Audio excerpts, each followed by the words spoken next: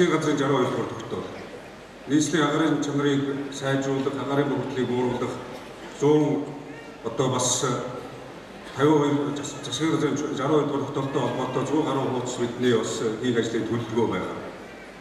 Энэ төлөвлөгөөг хэрэгжүүлэхэд хүн бүхний оролцоо чухал учраас засгийн газар нийслэлээр бодлого зохион байгуулалтаа нэгтгэж ажиллаж байгаа.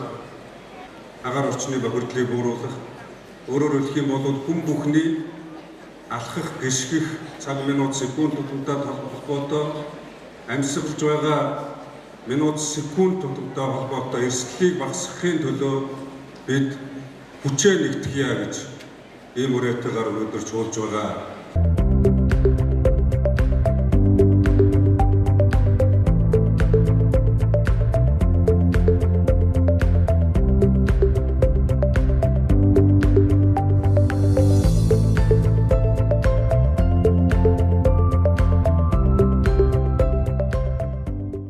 Ерөн зүгээр Улаанбаатар хот руу шилжин суурьших асуудлыг зогсоосон байгааг бүгд иргэд одоо бас холбогдох албаныхан мэдж байгаа. Гэхдээ энэ бол бас яг хэрэгжиж байгаа юу гэвэл өөрөө хэрэгжилтэн дээр асуудал байгааг бүгд мэдж байгаа.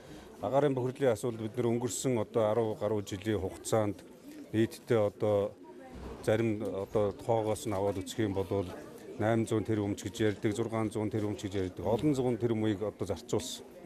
Тэгээ энэний хэрэгжихгүй явж ирсэн гол шалтгаан агаарын бохирдол улам ихссэн гол шалтгаан бол ерөөсөө бодлого зохион байгуулалтын нэгдмэл байдал хангалтаагүй, дээрээс нь уялдаа холбоогүй, дахиад одоо хийж хэрэгжүүлж байгаа ажлыг хяналтгүй явж ирсэн учраас ямар ч үр дүн гараагүй. Өөрөөр хэлэх юм бол нөгөө асуудлуудыг шийдвэрлэдэг хүмүүс нь ойлголтоо нэгтгэж чадаагүй, гүйцэтгэж байгаа хүмүүс нь асуудалтай бас одоо хариуцлагатай хандаагүй.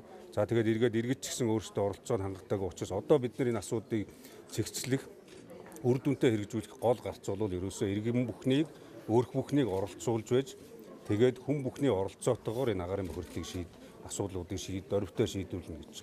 Тийм ч учраас 100 болохоор одоо утаагаа мартдаг, өвөл болохоор утаагаа ярьдаг биш. Яг энэ 5 дугаар сарын 15-наас эхлээд бид нар бүх зохион байгуулалтаа игээд намар гэхэд бүх одоо ажлууд цэгцэндээ орцсон, бэлтгэл ажил нь хангагдсан, хэн нь юу хийх ёстой гэдэг үүрэг хариуцлага нь тодорхой болсон.